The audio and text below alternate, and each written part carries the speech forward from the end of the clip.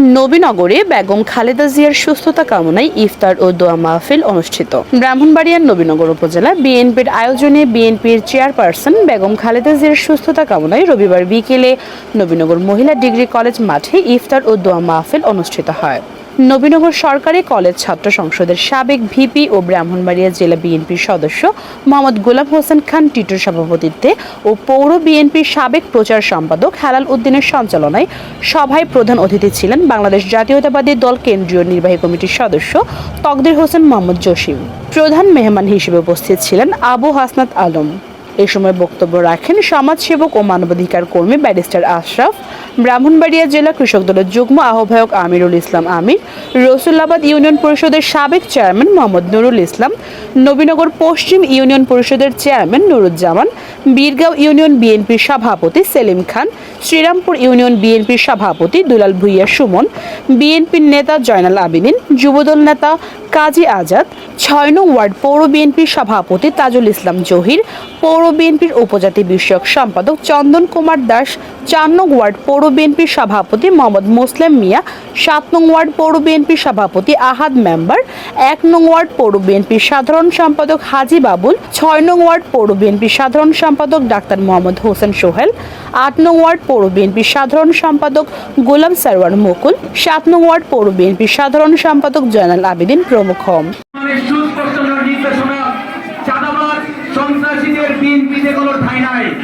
আমি বলবো, যদি নবীনগরে বিএনপি যুবদলের ছাত্র দলের কথা বলে কেউ চাঁদাবাজি করেন, তাকে অবশ্যই থানায় পুলিশের কাছে হ্যান্ডওভার করে নেতৃবৃন্দকে খবর দিবেন। কারণ দলীয় হাইকমান্ডের নির্দেশ, চাঁদাবাজি সন্ত্রাসী ভূমিদস্যুদের বিএনপিতে কোনো ঠাঁই নাই। সবাই ভালো থাকবেন।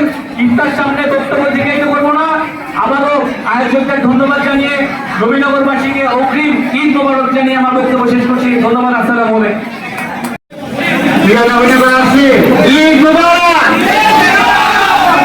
আলহামদুলিল্লাহ, আমাদের এই ১ মাস সংগ্রাম সিয়াম সাধনার পর হয়তো আগামী মাসে আমাদের ঈদটা হতে যাচ্ছে।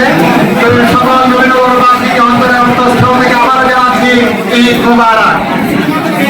আজকে আমাদের এই অনুষ্ঠানে সম্মানিত সভাপতি, রাজপথে আমাদের লড়াকু সৈনিক, আমাদের মিঠু ভাই এবং আমাদের আজকের অনুষ্ঠানের প্রধান অতিথি আমাদের এই নবীনগরবাসী প্রাণের নেতা, আমাদের জনগণের মাননীয় মানুষের নেতা মোহাম্মদ জসিম ভাইকে জানাতে যাচ্ছি আন্তরিক অভিনন্দন।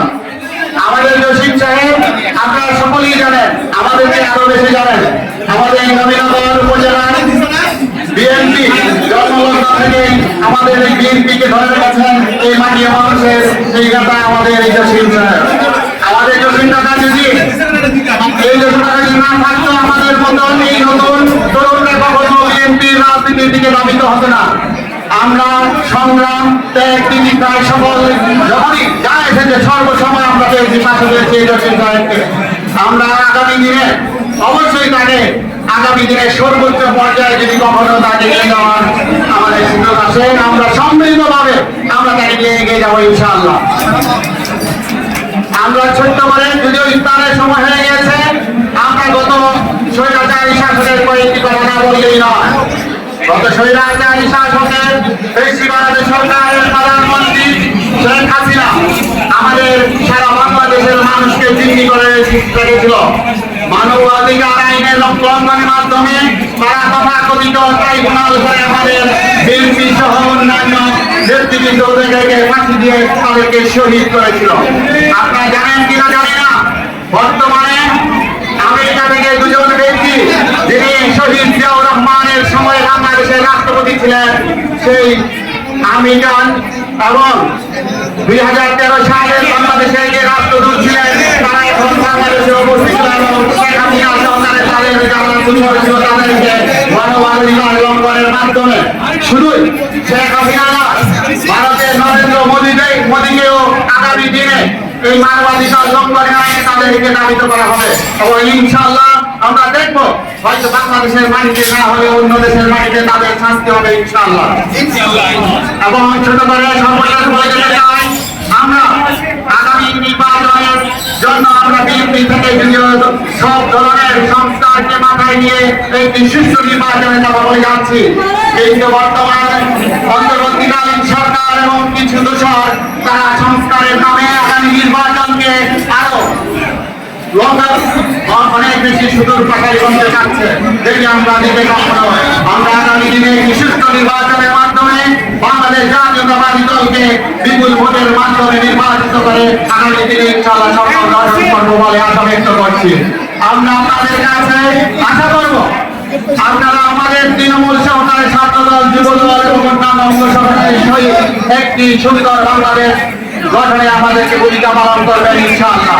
আমাদের ভারপ্রাপ্ত চেয়ারম্যান তারেক রহমান বলেছেন আমরা যেন বাংলাদেশি হই, কোন ধর্ম রাজনীতিতে আমরা এগিয়ে না যাই। ইনশাআল্লাহ আগামী দিনে আবার আপনাদের সাথে দেখা হবে এই বলে আমি আমার বক্তব্য শেষ করছি। আল্লাহ হাফেজ। বাংলাদেশ জিন্দাবাদ।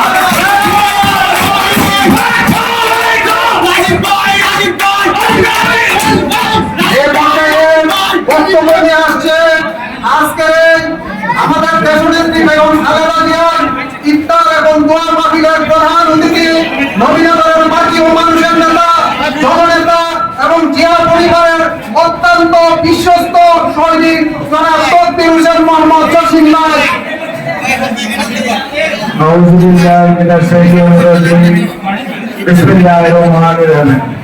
আমাদের প্রান্তীয় নেতা, আমাদের সুস্থতা কামনায় আজকের এই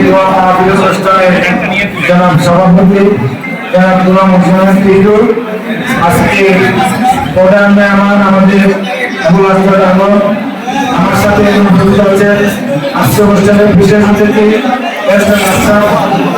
উপস্থিত আছেন আমির ভাই, উপস্থিত আছেন আমাদের মসজিদের সমাজের হাতে এবং সমাজের ব্যক্তিগত উপস্থিত সুধী মন্ডলী, আসসালামু আলাইকুম।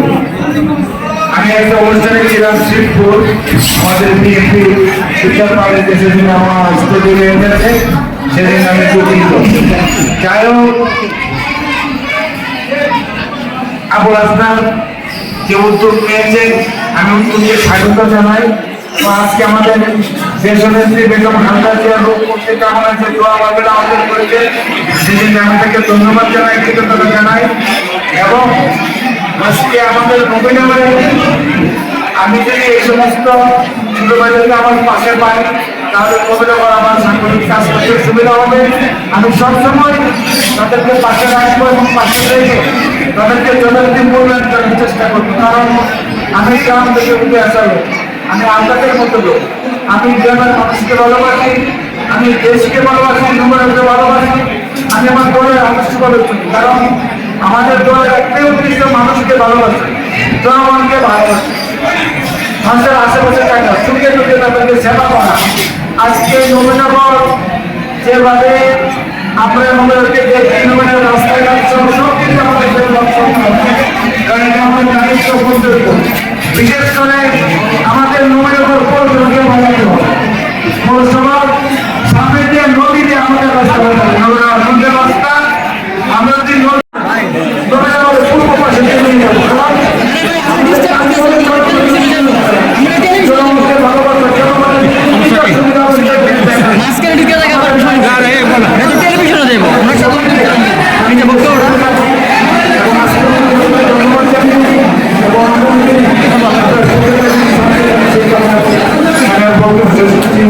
আল্লাহ হাফেজ। বাংলাদেশ জিন্দাবাদ, জাতীয় জিন্দাবাদ। সেই আমার হোক দেশনেত্রী বেগম খালেদা জিয়া।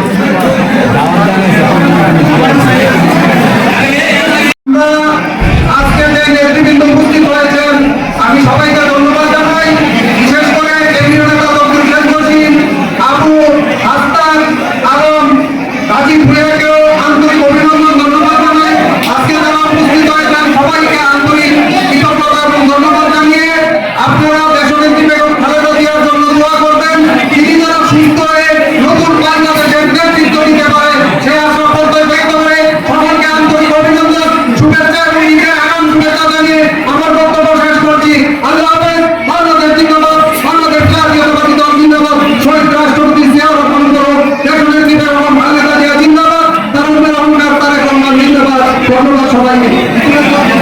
ইফতারের পূর্বে দেশ ও জাতির মঙ্গল কামনা এবং শহীদ প্রেসিডেন্ট জিয়াউর রহমান ও বিএনপির চেয়ারপারসন বেগম খালেদা জিয়ার সুস্থতা কামনায় দোয়া ও মোনাজাত পরিচালনা করেন এসআর জামে মসজিদের খতিব মুফতি মোহাম্মদ বেলায়েত উল্লাহ।